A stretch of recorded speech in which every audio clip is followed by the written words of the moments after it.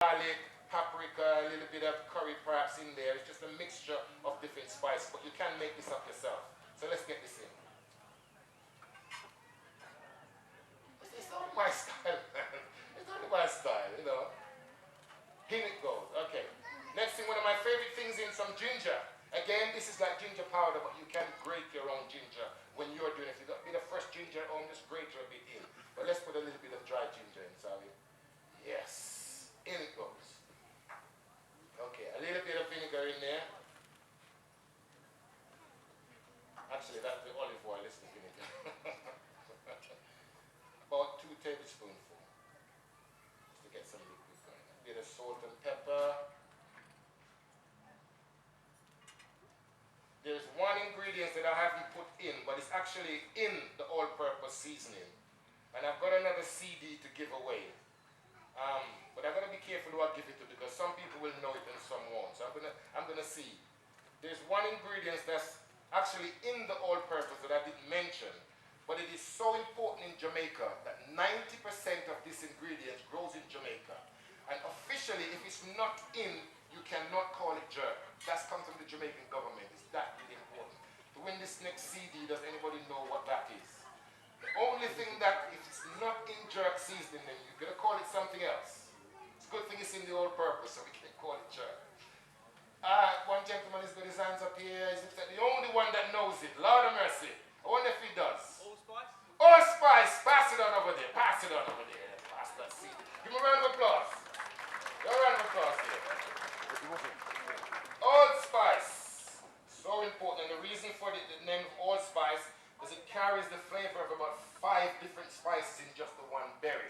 It is grown in the hills of Jamaica where the Maroons, which they are the first indigenous people of Jamaica, they live free up in the hills and they grow this allspice tree in Jamaica. Really important to me. So we've got everything in there now. We've got the Scotch bonnet, we've got the ginger, we've got the cider vinegar, we've got a little bit of olive oil in there, and we've got also the ginger, as I says, in there. So let's merge these flavors together. And while I'm doing that, it's always good to hear from the audience if they've got anything they perhaps want to ask me. So if you've got a question that you may want to throw at me, all you do is don't ask me how much money that I have now that I couldn't afford a taxi fare. Come on guys, but if there's anything that you want to know, tell me. Yeah, I'll be able to answer it for you. But here, as I says, the wings are the best thing for this. You can make this marinade, not just pour on the chicken, you can actually do it on the side and make much more. So when you can put it in the fridge and take it out when you want. Where can you buy your CD? Where can we buy my CD? I love that music question. I love that.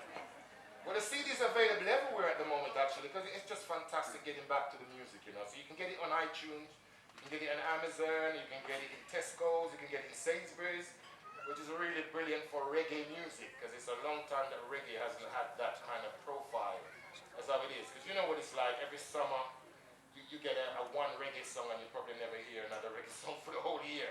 So it's great that I'm getting that kind of support from the supermarkets to do with my music. Yeah. Ooh, another question from a little champion. Was you in another hood? Ah, round of applause for him there. You didn't know that. He did. Was I in the film called Another Hood? Yes, I was. It was my first debut in acting. And the part that I was asked to play, I asked to play myself, which is, I love playing myself because that's what happened to me in Dragon's Den. So it was great to ask to be involved in that film and make my acting debut. Yeah, that was me. They smashed up my guitar. They couldn't be able to do that in real life. They wouldn't be able to, that was a demo guitar. That wasn't Miriam, which is this guitar that my mom brought for me when I was a kid in Brixton and I couldn't focus. I was at Her Majesty's pleasure, and Mom decided to do something about it. So she brought me the guitar and says, focus on that. And I was nominated for a Mobo album on my first album that I wrote on that same guitar. And that same guitar is the same guitar that sold over 30 million bottles of reggae sauce. Round of applause then, man. Oh. Come on, Sandringham. All right. So that's the marinade. let me just wash off my hands here a little bit here. Just one more question. Yes. Get me with it. Where's your restaurant? I will pronounce it the right way. The restaurant. Yes. I love Sandringham. Absolutely do. Well, it's great that my first one, because I did have a very small one in Battersea in South London. The old sauce thing started for me because I think it was important for me to stay local first. So we did sort of 7 years in Battersea. Very harsh housing estate in Battersea, where I used to get a lot of support before Dragon's Den. So I thought it was really important for me to go back there with my first restaurant and just, because I know people there are not going to come to the West End to see me, you know, if my shop is in the West End. I know I had to go and see them. So we've done 7 years in Battersea, and now it's great that we're actually now in Westfield, in Stratford, which is the largest shopping centre in Europe, and it's brilliant that Caribbean food has now absolutely arrived, and everybody's just crazy over Caribbean food. It's just great. And I can't wait to open my own place and say to people, come and get the real deal. So there it is. I'm going to do a little rush by, because I did earlier, just to let people kind of see the thing while one, you know? Yeah, there it is. Yeah, baby. It's so nice, I had to name it twice. I call it reggae, reggae sauce. Hot reggae, reggae sauce. So nice with your fried. Lord of mercy. I just about to move. Make burgers, finger, licking, and your barbecue and your drum. Sticks. Put some reggae sauce on your dish. Yeah, respect. I love how the young people them know it. Here it is. Fantastic. Here you go, mommy. There you go. Yeah. Love that. Love that. It's all Caribbean vibes around here today. Look at that. Look at that. Absolutely, you know everything that goes in it. It's great to make your own marinade. Never buy it. You love it. Oh, I love you too, man. Don't buy it, make it. There you go. And all the lovely Scotch bonnet is there as well, which is going to create hell with me a bit later. But I have no fear for that. So there it goes, and as we say in Blue Peter, there's one in the oven that we're going to bring out for you. Now, let me tell you a little bit about my mentor, fantastic Peter Jones. Because you've always got to give back. What this man has done for me, and I always talk about him in my cooking and my demonstration, because I did say it took me years to find a mentor. Someone that looks like me and perhaps been through a little bit of the problems that I've gone through in life, but it's difficult. Peter hadn't. Peter is a 6'7" tall ex-tennis player who's made it and lost it and everything like that. So when somebody like that is giving you advice, he can give it to you from both sides. When I was in Dragon's Den, just afterwards, after you get the investment, you're around the back and you're having a little chat with your investor, and I said to Peter, how shall I play it? Meaning that here I was, a dreadlocks Rastaman from Brixton, was about to become perhaps one of the most famous people on the show. But I didn't know that at the time. I thought that I would perhaps have to change things and, you know, not be the real me. I asked him, I said, Peter, how am I going to play this, man, you know? You know what he said? He says, be yourself, Levi. He says, do you. Absolutely, that was it. Do you. Which is what I've been doing ever since, and I think that's been the biggest secret of how we've come from just one source on Dragon's Den to over 50 products and 10 licensees. It's been brilliant. And if you do find a mentor that says that to you, be yourself. He's not telling you to be somebody else. That is the most fantastic thing about your business plan. So this is not just about cooking, ladies and gentlemen. I really hope that if I can pass on any kind of inspiration in how I did it, then, you know, it's there. So, okay, so for my coleslaw, I've bunged in here some mustard and a little bit of cider vinegar in there and some sugar, and I've caned that together just to break down the mustard. Next I'm going to add a little bit of red onions in there just to create more flavors as we go along. Let's get it all out here. Yeah. What's new restaurant, that is. We've just been looking at some desserts. Because I wrote a book called Sweet about Caribbean desserts. And people will usually write in and tell me what sort of recipes they like. And we've got some really good stuff coming out on, for desserts. So that's what we've been working on, really proper desserts. We've been working on ice creams. So soon you'll be able to get your reggae ice cream. Funny how everything turns into reggae, that's it. Because that's not actually the brand. The brand is Levi Roots, but I do think reggae has become a great flavor. It really has. A little bit of nutmeg. And twirl. Yeah. Next I want to put this in, but I'm going to want somebody to come up and do it for me. And sing the song with me. Yes. And had it in the Levi Roots style. And had it in. So who's going to do that? Who's going to do that? Ah, a man over there that says he loves it. Come on, now give him a round of applause. Give him a round of applause. To come and had the magic. Hello, young man. What's your name? Harry. High five.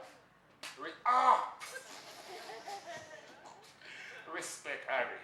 Yes. So let's do this. You've seen me sing the song. You've seen me give it the Levi Roots style.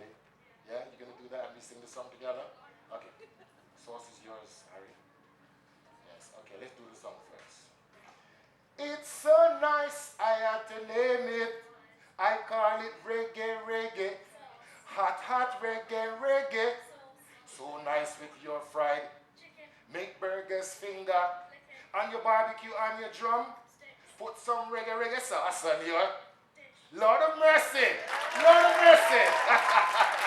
Wicked, my man. Now, have the sauce and give them some style and show them that says, yeah, you are a Levi Roots prodigy. Give them the style. Yeah, with that.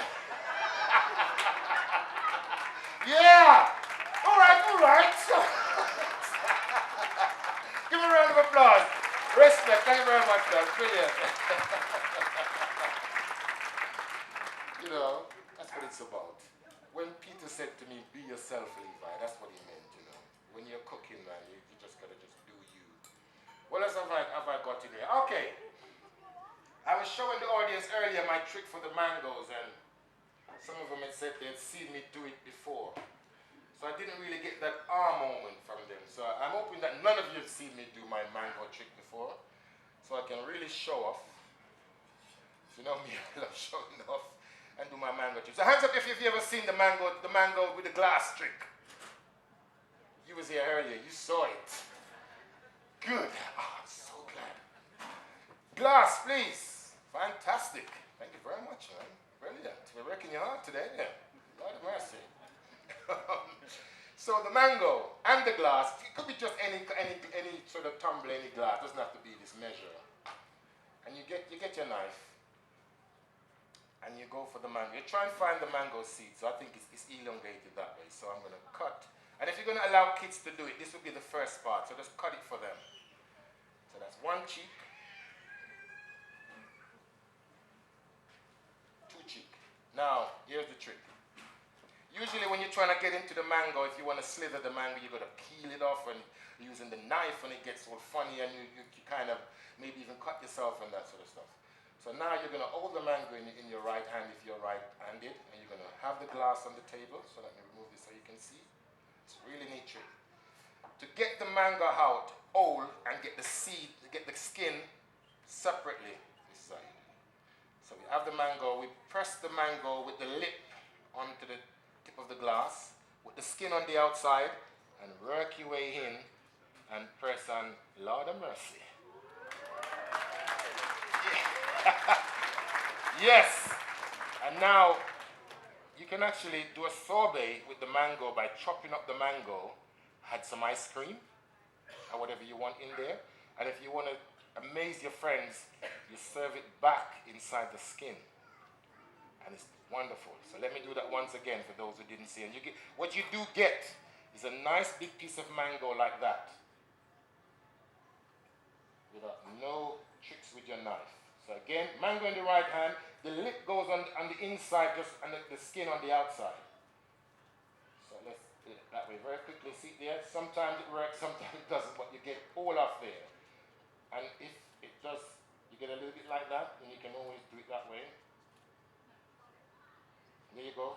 No knife, no fuss. Nice. So now you have the mango. Let me do it on this one because the meat is on that one. Then to cut some slithers of the mango to add in our coleslaw. And ladies and gentlemen, there isn't mayonnaise or salad cream anywhere near our coleslaw. So once you chop the mango up, it goes in, give it a twirl, and now to add your cabbages. 2 kinds of cabbages, just so you get 2 different crunches. And in it goes. This is going to be really nice, trust me. One of my favorite things. Really healthy. Somebody offers you coleslaw, you don't know what's in it, it's all gunky and everything like that. It has all sorts of stuff in it that you're not aware. Even the bees love it, look at that. Go on, my mate. You're a friend of mine. You're losing a lot of you as well, so I'm not going to stamp and rush you away. But you need bees. And we twirl it around. How's our chicken doing? It's done. So let's try it. That's fantastic. I'm going to do a quick flyby and let you have a taste of this coleslaw. Let me just wash off my hands first. Okay. Any last questions? I think this guy just wants a conversation with you. Right. I love him. He's a great guy. He's a great guy. Is your first album in the stores? I'm hoping to sort of get it back in the stores because it was my greatest album ever. As I said, when my mom brought me the guitar, I wrote that album and it was called Free Your Mind. And what I was doing is just saying that I wanted to get rid of the whole, well, I said it before that I don't like you guys if you were here earlier, but actually my name, if you know, is not Levi Roots. It's Derek. I wish it was. I really do. It's actually bloody Keith. and you know, I wanted inspiration so much, and the album was said, free your mind, just get rid of all the gunk inside of you, that the people that you don't want to be. And I didn't want to be a Keith because I kept looking in the mirror when I was younger when I found out that Keith was a Scottish name. You know, and I look in the mirror and think, I don't look bloody Scottish. Something happened here wrong. And I wanted to change the name. So when I got inspired with the music that my mom kind of inspired me with the guitar and everything, the first thing that had to go was the bloody name. Get Keith out of here. Because my kids were saying to me, Dad, I just cannot imagine going on stage and somebody, you know, introducing the fantastic, the fabulous, the wonderful Keith. No. So when my kids said, Dad, you know, we want to introduce you as, introducing the wonderful, the great, the fabulous, the wonderful, Levi Rutsa. Yes. That sounds more like me. So with the album, I'm really hoping that I can reproduce that album, Free Your Mind, you know, back then to see who I was back then, because it's still me, not Keith. Levi Roots. Keith is a part of me. He's the creative part, I think. Yes. So hopefully to get that album back again, Free Your Mind album, my Mogo-nominated album. Even though people will think that my musical career started with the Dragons and the Reggae song, it's been 35 years in the business of reggae and 8 years in Dragon Slaying. So okay, so let me rush around now. So can I get one more question? Yes, hit me. Yeah, thank you. It's nice to hear you have reference to the Lord when you first went to Dragon 10. Thank you very much. Is it important in your life to have reference to your success to Jesus, the Lord? Absolutely. Well, I said that Praise God. My greatest inspiration is my grandmother. And my grandmother was a leader in the Baptist church in Jamaica. And I grew up, you know, age 5, 6, 7, 8, 9, 10, till I left her to come to the UK at 12. I've just been inspired by her singing. My music comes from her. She and my grandfather used to do a little duet in the church. And of course, I was always sort of around her in the local church in Clarendon, where I'm from in the Caribbean. And Caribbean people never leave the Lord behind.